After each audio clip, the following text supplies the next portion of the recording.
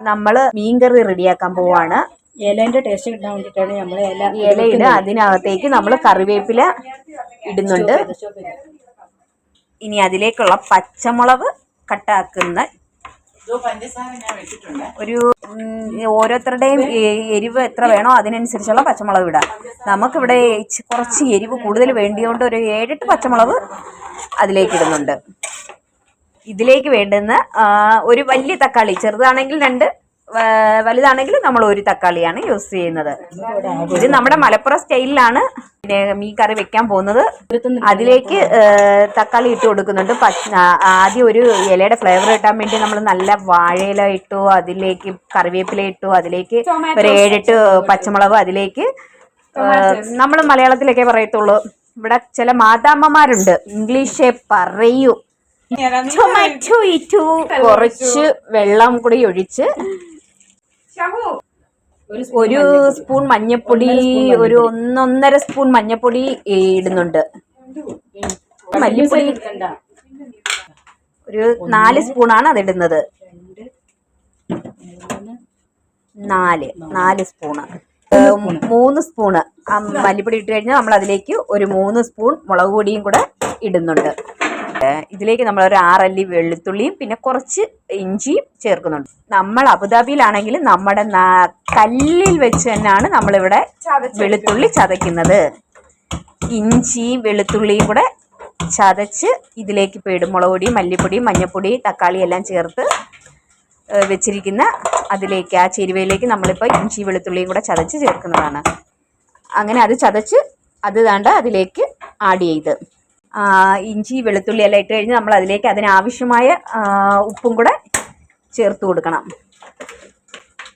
ഇത് നമ്മൾ നാട്ടിൽ നിന്ന് കൊണ്ടുവന്ന നല്ല ഉണക്ക മാങ്ങ, അത് പൊട്ടിക്കാൻ കുറച്ച് കഷ്ടപ്പെടുന്നത്. നാട്ടിൽ നിന്ന് നല്ല പാക്ക് ചെയ്ത് സെറ്റാക്കി കൊണ്ടുവന്ന സാധനമാണ്. ആ ഉണക്കമാങ്ങ ഇട്ടാണ് ഇന്നത്തെ മീൻകറി.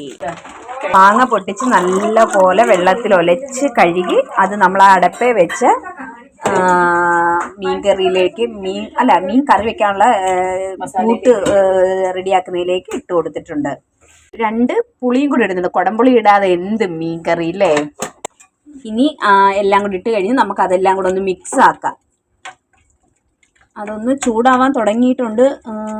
ഒന്ന് ചൂടായി തുടങ്ങിയപ്പോൾ നമ്മളതെല്ലാം കൂടെ ഒന്ന് മിക്സ് ചെയ്ത് വെക്കുന്നുണ്ട്.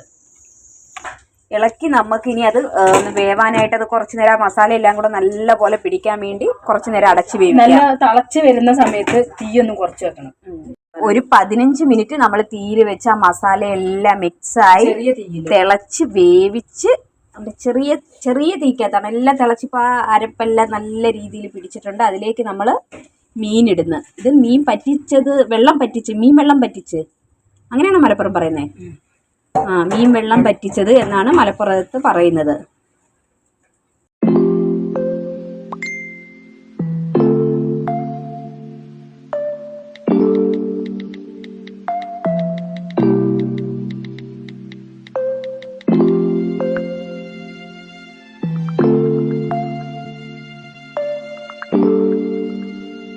ഒന്ന് തിളച്ച് നല്ല കണക്ക് തിളയ്ക്കുമ്പോൾ അതിൽ എല്ലാ മസാലയും ഉപ്പും ഒക്കെ പാകത്തിനുണ്ടോ എന്നൊന്ന് നോക്കുന്നുണ്ട്.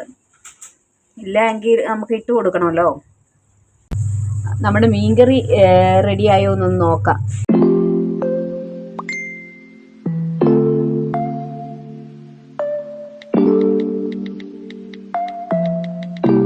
വെള്ളം പറ്റിച്ചത് നല്ല കണക്ക് റെഡി ആയിട്ടുണ്ട്. അതിലേക്ക് നമുക്ക് കുറച്ച് പച്ച വെളിച്ചെണ്ണ ഇട്ട്, വെളിച്ചെണ്ണ തന്നെ വേണം, നല്ല പച്ച വെളിച്ചെണ്ണ ചേർത്ത് അതിലേക്ക് നമുക്ക് കറിവേപ്പില ഇട്ട് നമുക്കതൊന്നുകൂടെ ഒന്ന് നമ്മൾ തവി കൊണ്ട് ഇളക്കുന്നില്ല. ഇളക്കി കഴിഞ്ഞ് കഴിഞ്ഞാൽ അത് മീനെല്ലാം പൊടിയും. അതുകൊണ്ട് നമ്മൾ ഇങ്ങനെയാണ് ഇളക്കി കൊടുക്കുന്നത്. ഓക്കെ, സെറ്റായി. ഇനി നമുക്കത് അടച്ചു വെച്ച് നമുക്ക് തീ അണച്ച് കൊടുക്കാം. എന്നിട്ട് ഇനി ആ ചൂടിലിരുന്നത് വെന്ത് കിട്ടിക്കോളൂ. അങ്ങനെ നമ്മുടെ മത്തിക്കറി സെറ്റ്. ഇനി നമുക്കത് അടച്ചു വെച്ച് ഇനി തീ അണച്ച് ഇനി ആ ചൂടിലിരുന്നൊന്ന് സെറ്റ് ആവട്ടെ മസാലയൊക്കെ. ബ്രേക്ക്ഫാസ്റ്റ് കഴിക്കാൻ പോവുകയാണ്.